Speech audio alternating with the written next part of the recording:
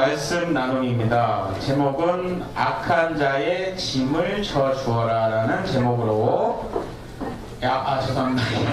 약한 자예요. 네, 악한 자의 짐을 그것도 짐을 져주고 싶지만 그분도 짐을 덜어줘야 되나봐요. 그래서 약한 자의 짐을 져주어라. 약한 자의 로마서 15장 1절부터 6절까지의 말씀입니다.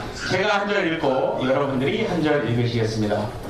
믿음이 강한 사람은 자기 좋을 대로 하지 말고 믿음이 약한 사람의 약점을 돌보아 주어야 합니다.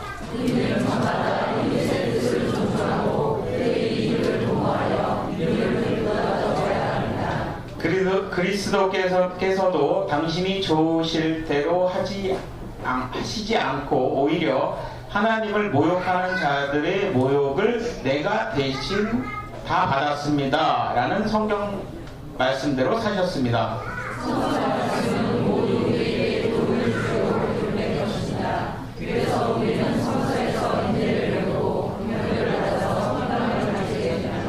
아무쪼록 인내와 격려를 주시는 하나님께서 여러분이 그리스도 예수의 뜻을 따라 모두 한 마음이 되어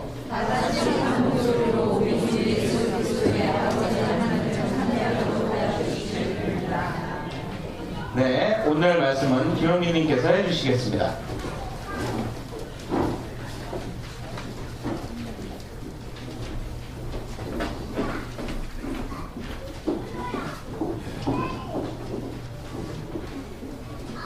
날이 추워지니까 또 우리 예배 참석하시는 분들이 크게 늘어나는 것 같습니다. 날이 추울 때는 주님이 그립습니다, 사실. 예. 이 참 벙커원이 너무나 좋은 공간이죠. 이 공간을 처음 기획한 사람은 바로 저라는 거 알고 계시죠? 예. 사실 나는 꼼수다도 제가 처음 기획을 했고 그건 아는 사람들이 많지 않아 가지고 심지어 우리 정봉주 의원 같은 경우 본인이 2년 동안 구상을 했다는 그런 허위 사실을 유포를 했습니다. 뭐 자랑하려고 그러는 건 아니고 생각해 보면은 참 이런 우리가 공간을 너무 왜 구상을 못했을까 그런 생각도 많이 해봤어요. 그래서 이곳에서 많은 분들이 그 지적으로 충전이 되시고 또 새로운 그런 희망도 얻어가시고 무엇보다도 나처럼 생각하는 사람들이 나뿐일까 내 주변엔 안 보이는데 하는 분들에게 이웃을 알게 하고 또 동지를 알게 하는 그런 공간으로서 벙커원은 참 큰 의미가 있는 것 같다 생각을 해봅니다. 저만 그렇게 생각하는 건 아니겠죠? 예, 원래는 이 홍대 앞에서 만들려고 그랬었어요. 그런데 이제 홍대 앞에는 나온 게 없습니다. 매물이 없어요. 또 있어도 뭐 권리금이 일단 2억으로부터 출발을 하고 그래서 가보면은 공간이 좁거나 혹은 뭔가 큰 하자가 있거나 그런데 이 공간은 또 전혀 생각을 못했다가 마침 그 저희 아내 오빠 되시는 분이 또 이 대학로 부동산 업계에 또 베스트 3 안에 속하시는 그런 분이신데 어느 날 갑자기 연락이 온 거예요. 권리금 제로에 대학로 근처에 100평 넘는 공간이 있다. 그냥 김정수하고 둘이 그 수염과 눈썹이 휘날리도록 달려와서 봤더니 바로 여기였습니다. 왔더니 아무것도 없었어요. 아무것도. 왜 그러나 봤더니 이 건물을 이제 구입하신 분이 이제 윤석화 씨 아시죠? 이 건물 주인이 윤석화 선생이에요. 배우.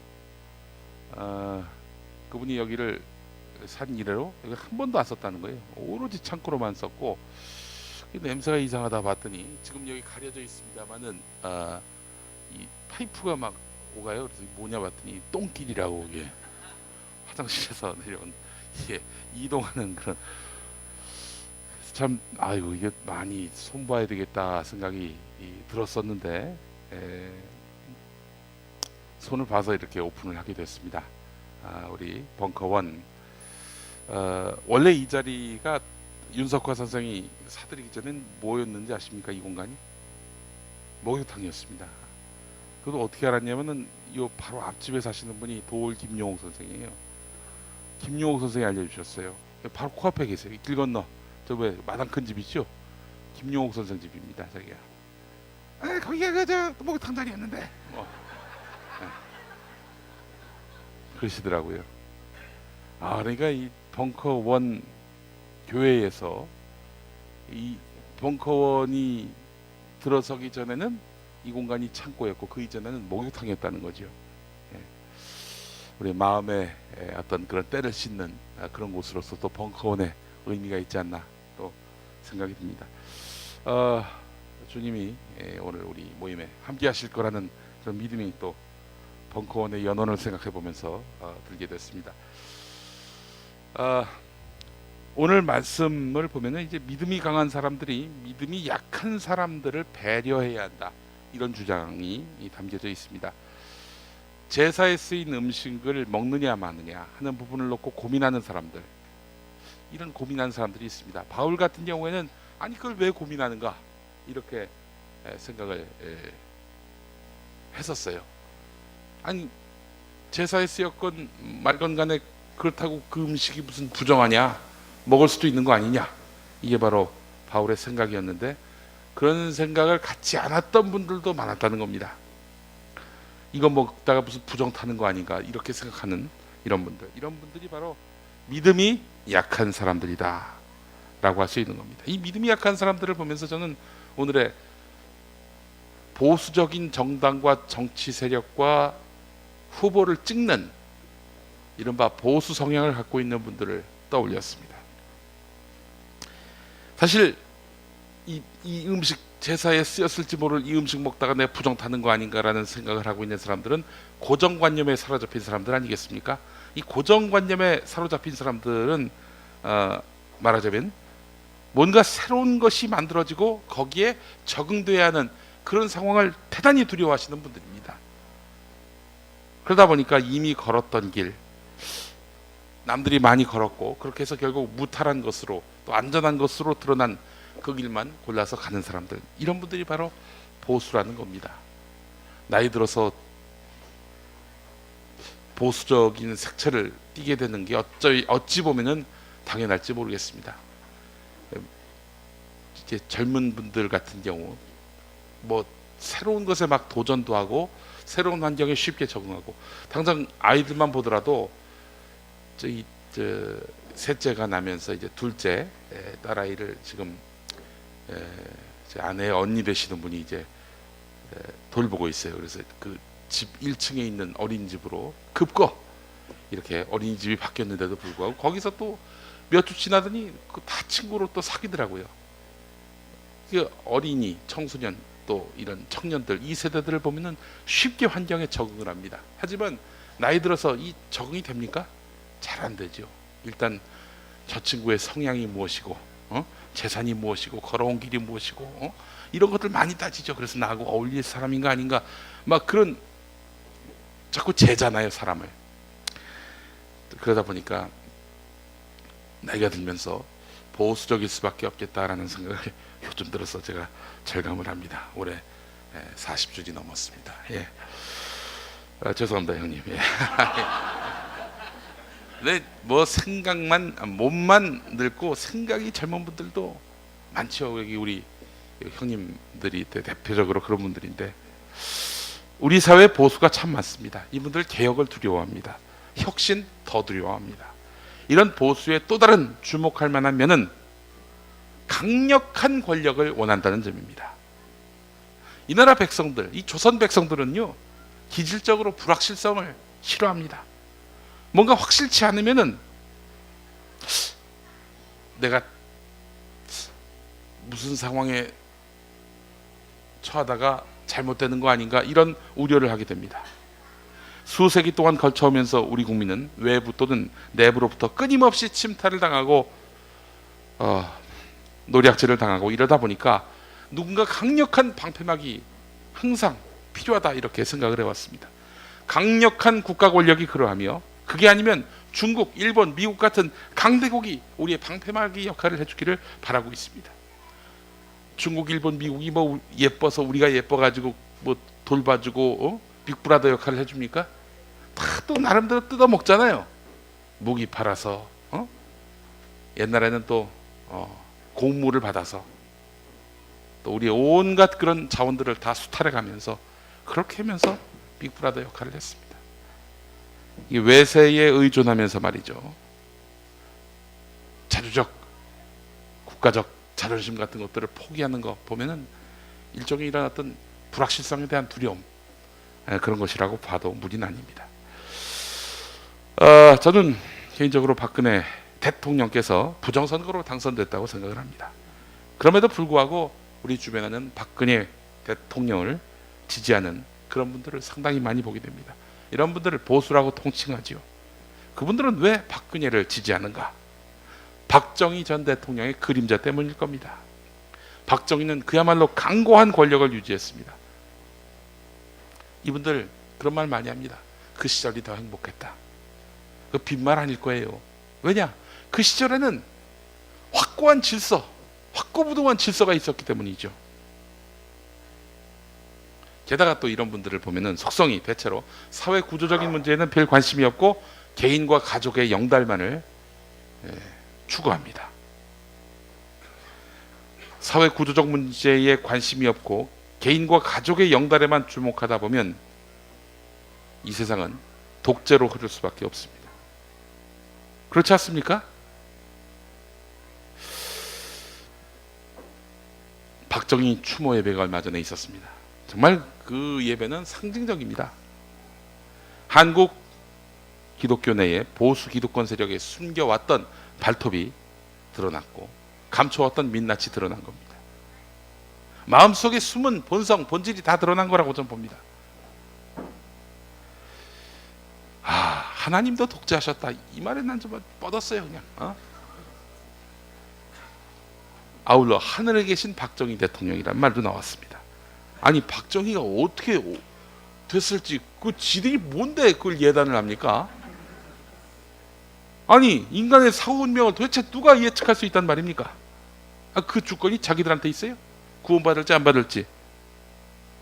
자기들 입 아프게 예수 안 믿으면 지옥 간다라고 얘기했던 사람들 아닙니까? 예수 안 믿었어요, 박정희는. 지옥 갔을지도 모를 사람인데 하늘에 계신 박정희 대통령 지들이 뭔데? 뭐 사람에 따라 달라 독재를 하면은 천국 가는 겁니까? 자, 그 당시 동영상을 한번 보겠습니다. 안 보신 분들에게 좀 더 기가 막힌 이 상황을 한번 좀 보셔야 돼요. 예.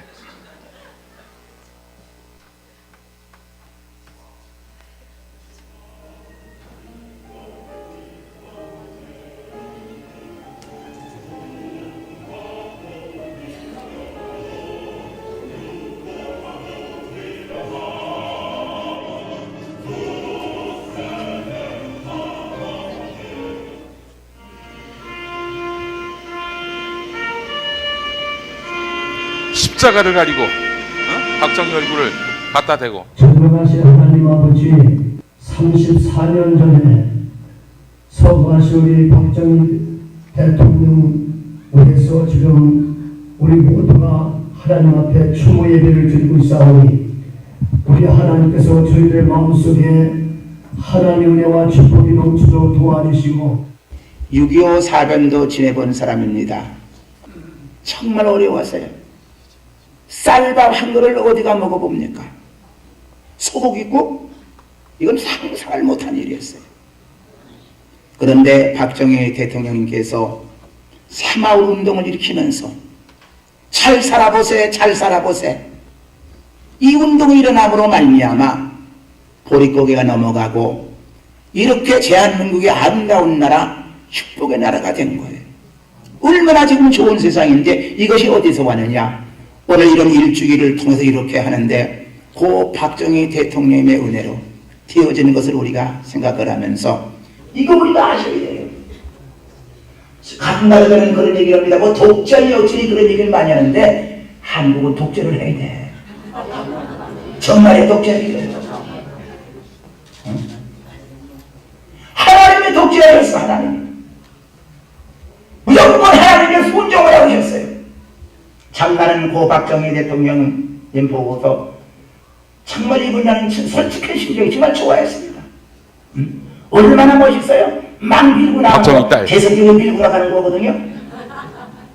사회치운동, 새마을운동이 모든 것이 이사야에 오늘 말씀하셨던 9장에와 마태복음 4장과 야고보서에 나오는 이 말씀 2장 5절에 있는 여기에 가난한 자를 부하게 하고 눈먼 자를 보게 하고 억눌린 자를 해방시키고 병든 자를 낫게 하시고 이 말씀이 뭐냐면 바로 다른 것이 아니라 새마을운동의 근본적으로 근면, 성실, 협동, 자주 국방의 기초가 되어서 새마을운동을 배고픈 자를 배부르게 하셨던 그런 역사가 있는 겁니다.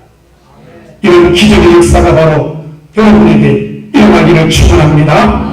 그래서 이런 하나님의 역사가 바로 온 가정이 예수를 믿고 이분을 우리가 그냥 있을 수는 없다. 우리 교회에 나오시는 성도로서 그러면 우리가 이번에 제1회 추모 예배를 하면 좋겠습니다 하고 제가 부탁을 드려서 오늘 이 자리를 마련하게 되었습니다. 대한민국의 우리 박정희 대통령께서 민족을 사모하며 어둡고 억눌리고 가난한 자를 눈먼 자를 보게 하며 하나님 아버지 앞에 엉망인 자를 해방시키고 병든 자를 낫게 하시는 하나님의 역사가 일어났던 것처럼 우리가 박정희 대통령을 추모하고 만들어 나가는데 주님께서 우리 온 신앙이 한국교회가 하나가 되게 하여 주실 줄로 믿습니다. 예수님의 이름으로 축복하며 기도드리옵니다. 박정희 대통령을 추모하며 유관재 목사, 오늘은 대한민국의 새로운 이종표를 세운 님이 무척이나 보고 싶은 날입니다. 오늘은 만만년 새로운 역사의 물줄기를 만든 님의 손을 잡고 싶은 날입니다. 잘 사는 나라를 남겨줍시다 라고 절규를 토했던 님의 소리가 들리는 것 같습니다. 눈물 흘릴 때는 눈물을 흘릴 줄 아는 감성주의자였습니다. 오늘은 님이 가슴 저리도록 보고 싶은 날입니다. 오늘은 조국 근대의 물길을 새롭게 일으키신 박정희 대통령을 기억하면서 나름대로 우리 조국의 전환점을 마련한 그런 지도자가 아닌가.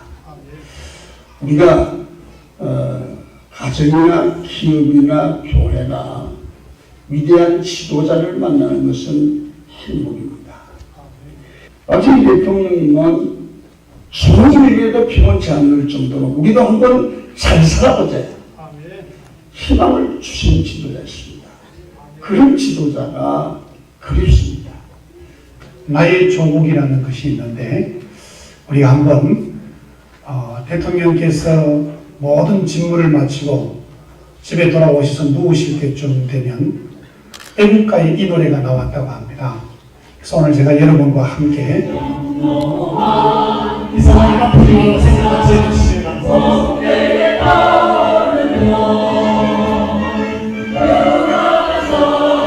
선수관산 너희는 나의 조국 내 역사 창조하여 영원토록 후손들의 유산으로 올려주세요. 다같이 박수로 한번 하겠습니다.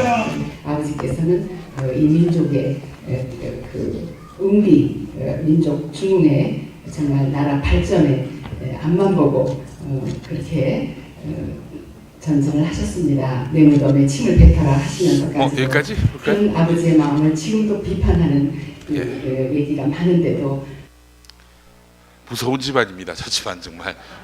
참나 이게 저렇게 무섭게 으르렁거리다가 무섭게 또 화해를 하고 말이죠. 참 하여튼 무섭습니다. 예. 독재는 아주 맛이 답니다. 독재는요 가진 자 중심의 구조를 만들어냅니다. 그래서 가진 자가 못 가진 자를 지배하는 구조를 만들어냅니다. 그러다가 못 가진 자가 불만을 표시하고 저항을 해도 이때는 강한 자가 강한 멘탈로 버티면 됩니다. 독재자는 그러면 가진 자들에게만 베풀면 됩니다. 1961년 말죽거리 최고 땅값이 평당 400원이었습니다. 근데 지금은 100만 배 상승했습니다. 어마어마한 상승. 언제 이루어졌느냐? 박정희 정권 때였습니다. 박정희의 경제 성장이라고 하는 것은 부자들의, 가진 자들의 경제 성장일 뿐이지 서민들은 어땠습니까? 서민들의 삶은 더욱 피폐해졌습니다. 양극화의 뿌리가 박정희였다고 해도 무리는 아닙니다. 그건 경제학자들이 한 얘기입니다. 따라서 부자일수록 지금의 체제, 부자가 더욱 부자가 되는 그런 세상이 유지되기를 바랄 것입니다. 권력자는, 독재자는 이 가진 자들이 끊임없이 자기에게 충성하게끔만 만들면 됩니다. 만약 잘해준다고 해서 띄워줬더니 기어오른다, 그럴 때는 세무조사, 총수 구속 같은 그런 방법으로 또 컨트롤하게 됩니다. 자, 가진 자들은 독재자를 좋아할 수밖에 없습니다. 왜냐? 그 독재 체제가 유지되면 자신들의 부와 기득권은 그대로 유지되니까요. 자, 그렇다면 가난한 사람들은 왜 보수를 지지하느냐? 그나마 지금 갖고 있는 재산을 지켜줄 주체는 보수라고 보고 있는 것입니다. 지난 대선 때 많은 선거 전문가들이 분석했잖아요.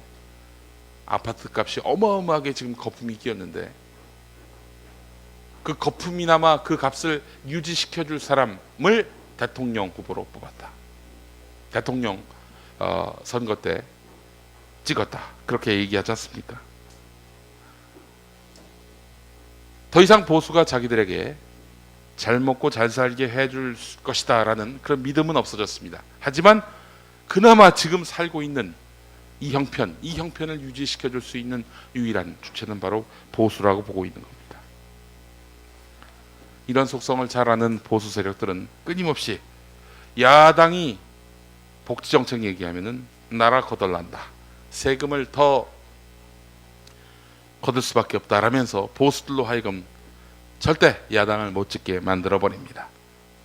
또 장악된 언론을 통해서 모든 사람의 세금을 다 걷는 줄로 알게끔 인식을 시킵니다. 그래서 부자들 9억 원이 넘는 집 갖고 있는 사람에게만 종합부동산세를 이제 부과를 하지 않았습니까? 지난 참여정부 때 말입니다.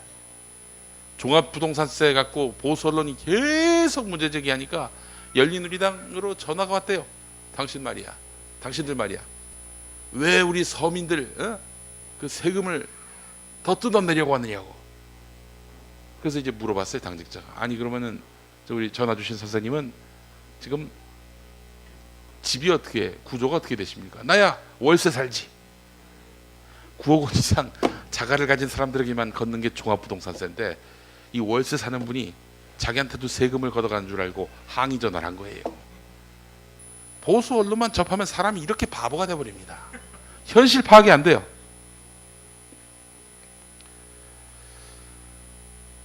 그래서 어디까지나 이 헛된 욕망을 통해서 보수는 계속 집권하게 되는 것입니다. 그런 보수는 그렇게 해서 집권 메커니즘으로 계속 자신들의 삶을 이어왔습니다. 그 기득권을 유지해왔습니다. 지금 보수가 집중적으로 짓밟는 대상을 보면은 보수의 장기 집권, 영구 집권의 방해 요소가 되는 이들이 누군지를 알 수 있습니다. 먼저 통합진보당 보겠습니다. 이들을 종북이라는 이유로 숨통을 끊으려 하고 있죠. 북한의 문제가 뭡니까? 국민을 상대로 한 독재를 벌이고 있고 대를 잇는 부와 기득권의 세습, 이거지요. 북한의 문제는 이겁니다. 이걸 지지하고 두둔한다는 것은 문제가 있습니다. 종북은 안 됩니다. 자, 그러나 국민을 상대로 한 독재, 대를 잇는 부와 기득권의 세습, 이거 하면은 대한민국 보수 아닙니까? 조중동만 하더라도 벌써 거기는 3대가 아니라 4대 세습제입니다. 다른 기업도 마찬가지죠. 재벌 기업들 다 부와 기득권을 자녀들에게 넘겨주려고 하지 않습니까? 누가 누구의 종북을 욕합니까? 이게 말도 안 되는 거지. 종북이야말로 자기들 아닙니까? 진보정당이 부자의 사회적 책임을 강조하는 거, 이게 두려운 겁니다. 그래서 대표적으로 통합진보당에게 종북의 털을 뒤집어 씌워가지고 죽이려 드는 것이죠. 진보정당이 행여 의회나 지방정부, 더 나아가서 중앙정부 집권에도 한 몫을 거들어서 그 자리에 오르게 된다. 더 이상 이 보수 세력들의 부와 기득권은 유지되기 어렵다라고 판단하고 있는 것입니다. 통합진보당 때려잡으면 야당들은 위축이 안 됩니까? 이런 식으로 새누리당은 장기 집권 플랜을 가동하고 있다고 저는 생각합니다. 전교조는 또 어떻습니까? 지금 보수 세력의 물적 토대 가운데 하나가 바로 사학입니다. 사립학교. 사학은 그들만의 왕국입니다. 보시다시피 이사장 아버지, 교장 아들, 감사 어머니, 이런 학교 많잖아요. 그들만의 왕국을 건설함에 있어서 전교조는 가장 큰 골칫거리입니다. 그래서 이들을 없애버려야 합니다. 틈만 나면은 전교조에게다가 이념성을 뒤집어 씌우고 있는 겁니다. 전교조 없는 학교에서 좀 더 공부를 잘한다느니 하는 이런 터무니없는 주장을 펴기도 합니다. 도리어 얼마 전에 한국일보 보도를 통해 나왔지요. 인권 조례를 시행한 학교, 체벌 없애고 학생들에게 자율성을 부여한 이런 학교에서 학교 폭력이 더 줄어들고 공부도 더 잘하는 것으로 나타났다. 이건 확인된 사실입니다. 전교조뿐입니까? 민주노총 주기도 마찬가지입니다. 민주노총이 있는 회사는 날마다 노사분규가 일어나고 결국 회사가 망한다. 이게 보수 언론의 오랜 마타도입니다. 자본가, 즉 재벌이 기업을 자기 마음대로 할 수 있는 길을 만들기 위해서 견제 세력인 노조를 이런 식으로 짓밟으려 하는 것입니다. 이 수구 기득권 세력들이 말이죠. 이 땅에 보수 세력이 온전합니까? 건강합니까? 나름대로 상식적입니까? 그렇다면 이런 얘기를 할 이유가 없죠.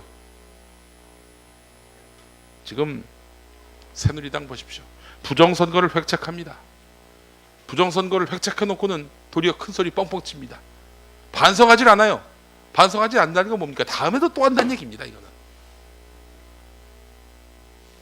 이 새누리당과 기득권 세력의 영구적인 그런 권력 유지에 도움이 안 되는 자들을 모조리 제거하려는 이 홍위병인 조중동, 게다가 노동자 착취에다가 갑의 횡포를 서슴지 않는 이런 자본가들, 모두 정신과 치료를 받아야 될 정도로 탐욕에 중독된 자들입니다. 이 자들을 견제하지 않으면 이 나라 서민과 노동자, 농민은 도탄에 빠질 것이 분명합니다. 그런 의미에서 통합진보당, 전교조, 민주노총에 대한 이들의 겁박과 탄압이 예사롭지 않고 남의 일로 느껴지지 않습니다. 그렇다면 진보는 왜 집권을 못하는가? 새누리당에 비해서는 더 정직하고 더 도덕적이고 더 자정 능력이 있는 야권은 왜 계속 외면당하는 것일까? 막말을 해서? 혹은 종북이라서? 배타적이라서?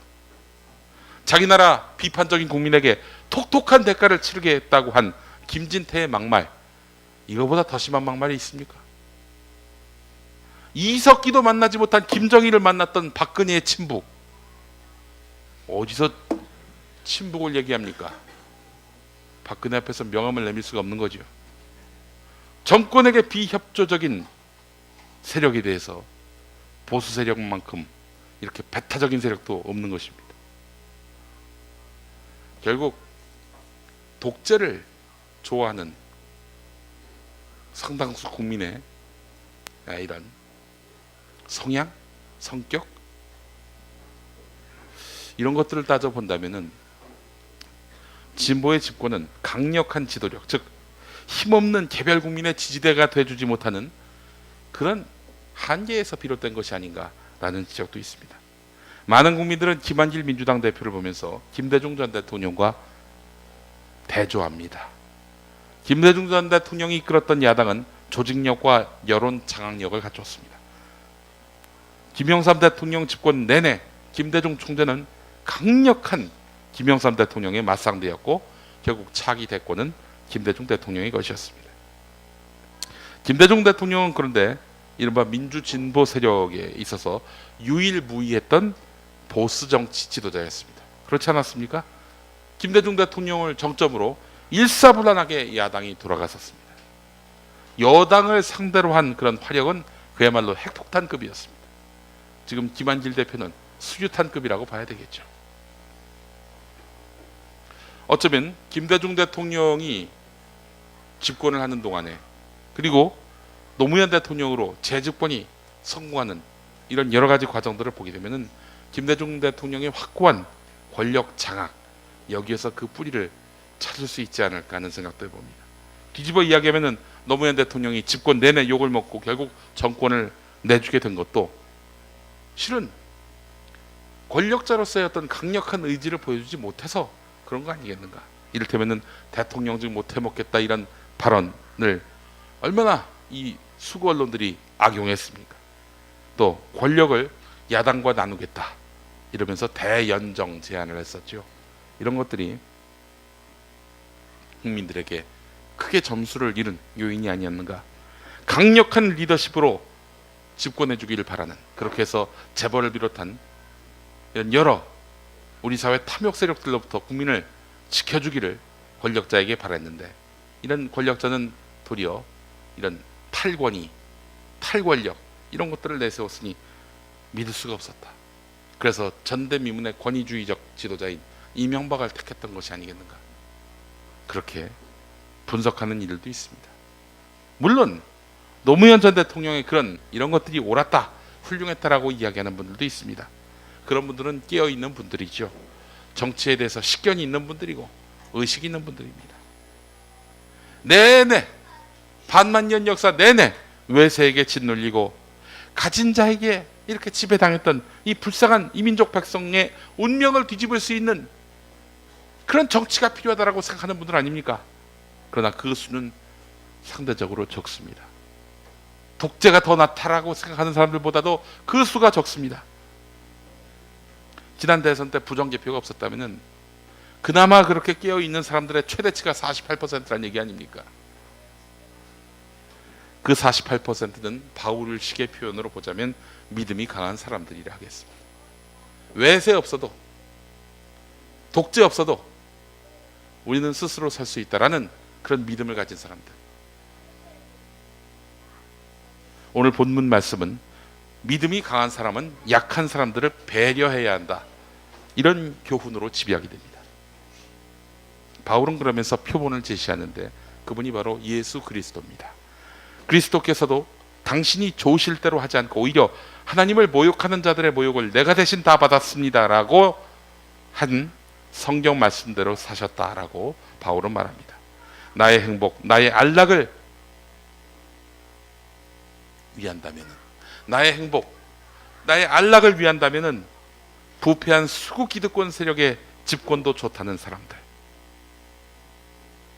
나 혼자 서기에는 너무 미약해서 누군가가 내 지지대가 되주기를 바란다면서 강력한 권력자, 설령 그가 독재자라도 좋다는 사람들에 대해서 우리는 어떤 시각을 가져야 할까? 예라이 한심한 사람들아, 그 정도밖에 생각을 못하느냐, 그 정도밖에 못 되느냐 라고 이야기하는 것이 타당할지, 아니면 이런 사람들하고 같이 어울리는 것도 일종의 운명이라니 생각하면서 함께 설득하고 인내하면서 같이 끌고 가는 것이 타당할지, 우리는 이런 선택의 기로에 서 있다고 생각을 합니다.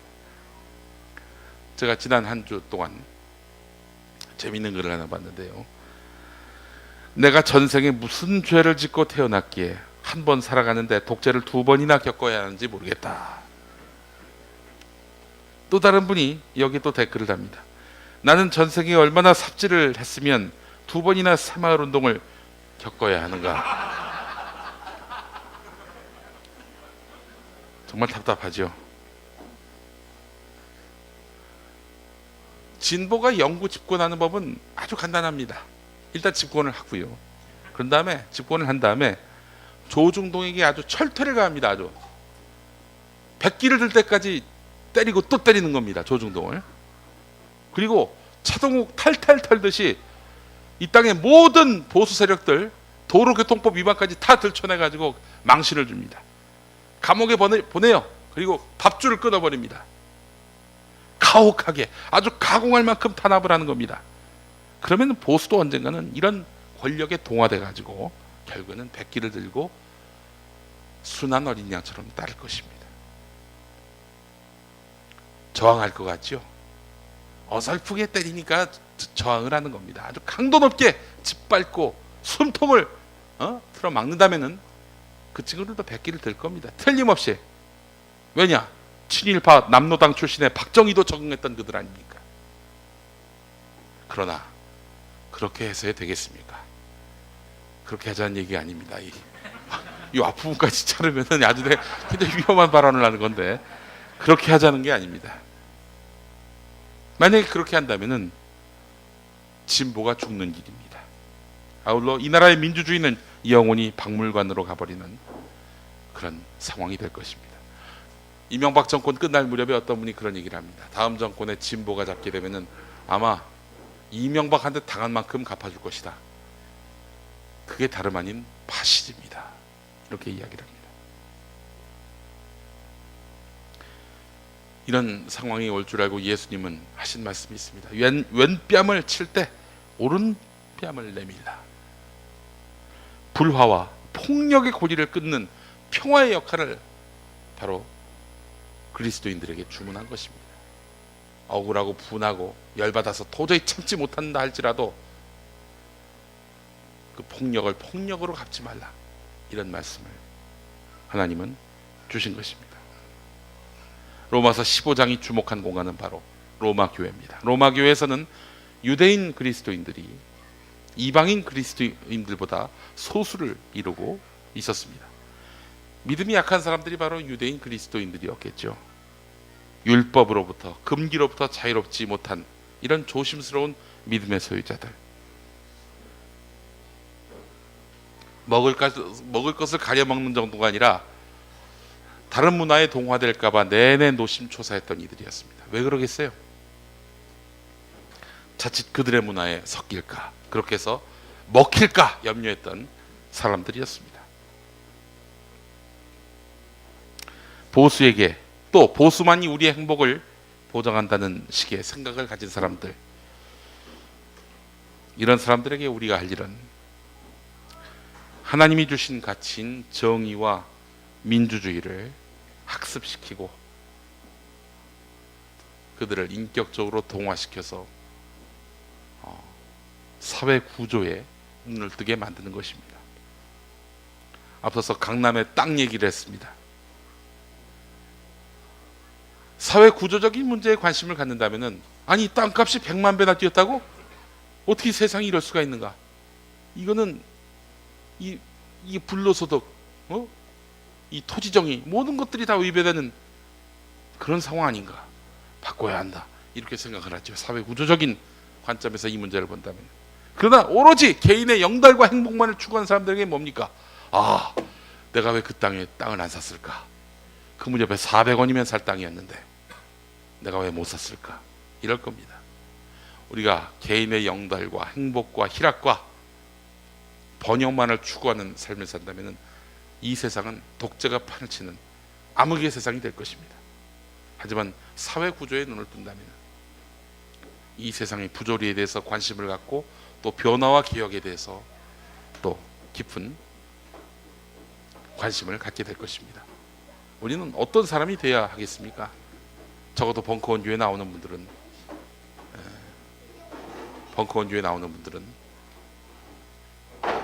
사회 구조에 관심을 가져야 될 텐데. 사나, 예배 끝나기 전에 빨리 가요. 저희 아버지께서 저 어렸을 때 산이만 할 때 막 교회에서 막 돌아다니고, 예배 시간에 돌아다니고 그랬을 때 막 혼쭐을 내신 적이 있으셨어요. 이제 설교 다녀서 잊지 못하는데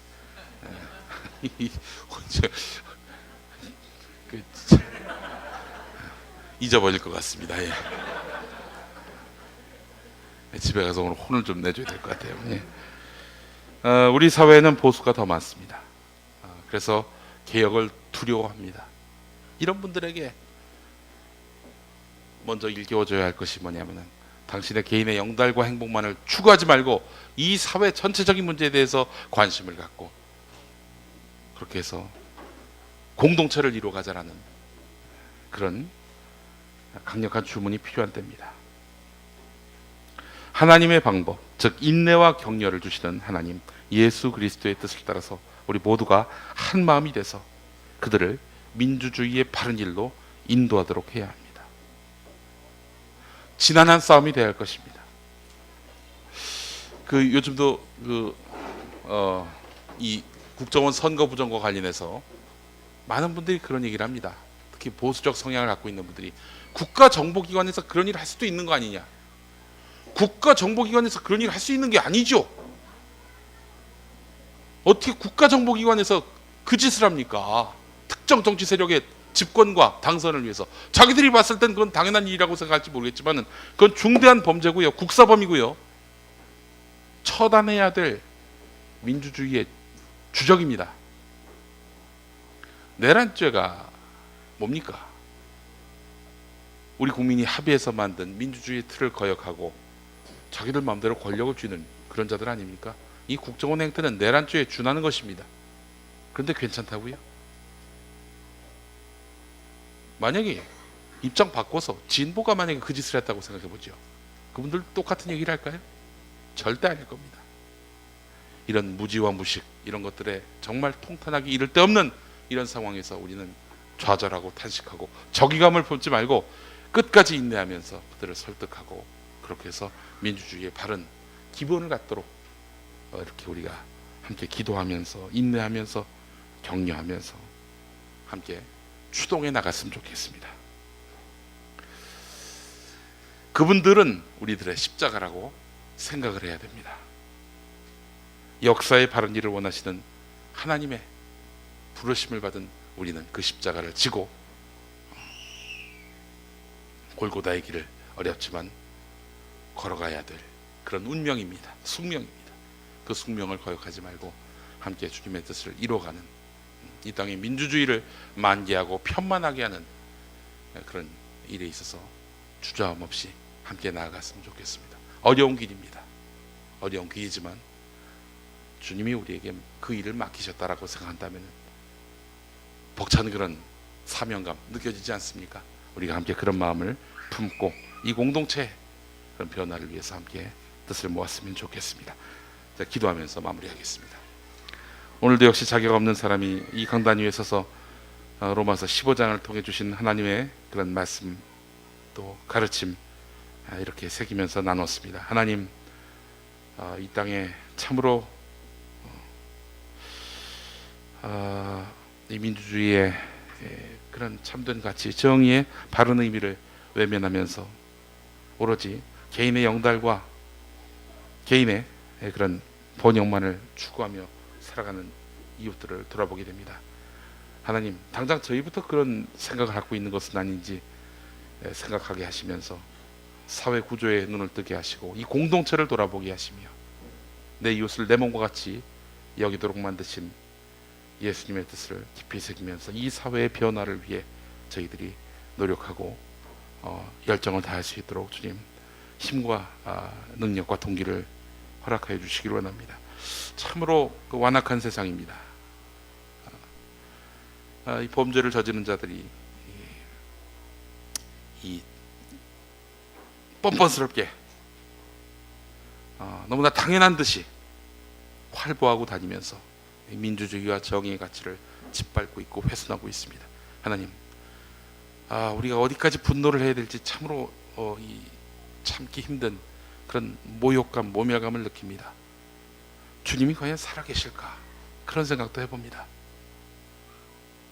어떻게 이 상황을 인내하면서 우리가 저들과 타협하고 대화를 해야 될지 답이 보이지 않습니다. 이 울분을 어떻게 삭혀야 될지 주님 답이 보이지 않습니다. 주님이 역사에 개입을 하셔서 저렇게 얼굴에 철판을 깐 세력들 반성케 하시고 저들이 정상적으로 민주주의와 정의의 구조 속의 일원이 될 수 있도록 하나님 그들의 마음을 돌이켜 주시길 원합니다. 저희는 도저히 그 일을 할 능력과 열정이 없습니다. 또 동기도 다 상실했습니다. 주님이 역사에 다시 개입하시는 일밖에는 답이 없어 보입니다. 하나님, 이 역사에 개입하여 주십시오. 그리고 저희가 어렵지만 그 십자가를 지고 이 시대의 십자가를 지고 주님이 걸었던 그런 인내와 또 온전한 회복의 길을 만들어 나갈 수 있도록 주님 역사하여 주시기 원합니다. 오늘 모인 우리 벙커원 교회 우리 많은 예배 함께한 분들, 개인의 문제에 천착하지 않도록 건강, 재산, 또 학업, 또 앞으로의 진학, 취업 모든 문제들, 이런 문제들을 주님 책임져 주시고, 또한 건강도 주님 지켜주시고요. 그렇게 해서 넓은 안목을 갖고 이 세상에 봉사하는 우리 모든 그리스도인이 될 수 있도록 주님 역사해 주시길 원합니다. 이 모든 말씀 예수님의 이름으로 기도합니다. 네.